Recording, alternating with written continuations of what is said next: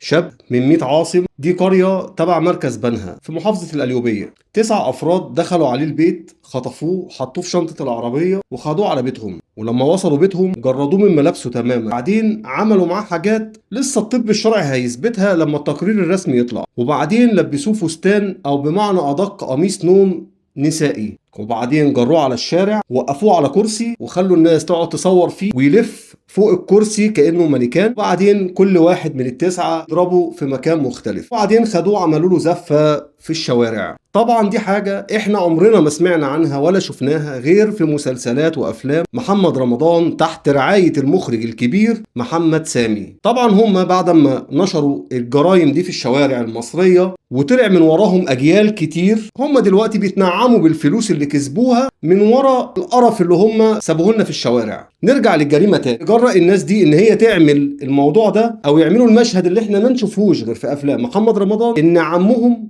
يبقى عمدة القرية اللي حصل فيها الجريمة. ولو عاوز تعرف السبب تابع معايا. أهلا بيكم في إعادة نشر.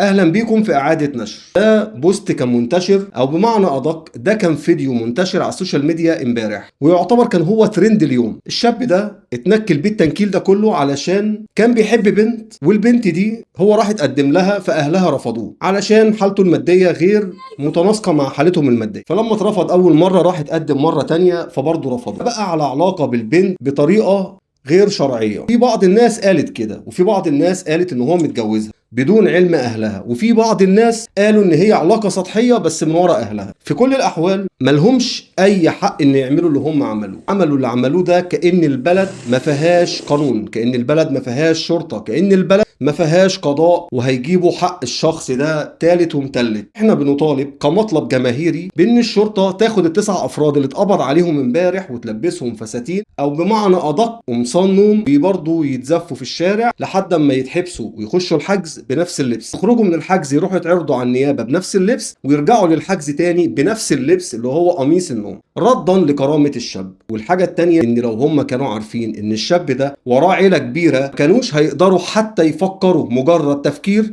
ان هم يعملوا حاجة زي دي. لكن عارفين ان الشاب هو واهله لا حول ليهم ولا قوة، ناس فقير غلبانة عاديين فلاحين زي حالتنا، جالهم الجراءة ان هم يعملوا فيه الكلام اللي حصل ده. وطبعا ده ان يدل على شيء واحد، ان دي اسمها ندالة، دي اسمها الندالة. هم فاكرين ان هم كده رجالة، لا والله هو اللي راجل وانتوا مجرد ستات. هو فعلا من ضمن التسعة في ام البنت قرايبها ستات، بس انا عايز اقول كل الاشخاص انا شايفهم من وجهة نظري ان هم عبارة عن ستات. فكل اللي كان بيطلبوا ابو الشاب ان ابنه يقدر يرجع تاني يمشي في الشارع وهو رافع راسه. محامي الشاب بيقول ان الشاب جات له صدمة عصبية بعد ما استوعب اللي حصل، فقد النطق تماما. عاوزين نعرف مين اللي هيحاسب على كل اللي حصل ده. هل هتخلص شاي وسحلب زي ما بيقولوا كده بالبلدي، ولا في قانون رادع وحاسم هيجيب حق الشاب؟ ومش قلنا حق الشاب بس، فهو حق الشاب وحق أسرته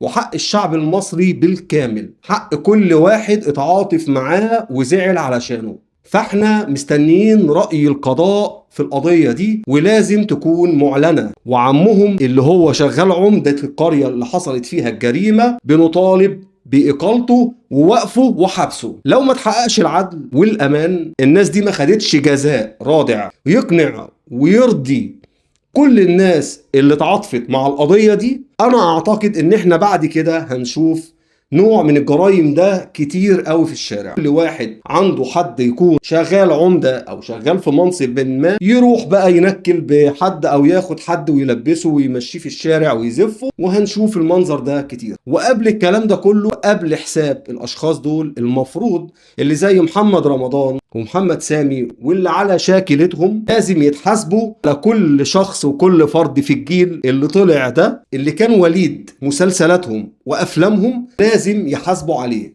اكتب لي رأيك في التعليقات. اشوفكم على خير، سلام عليكم.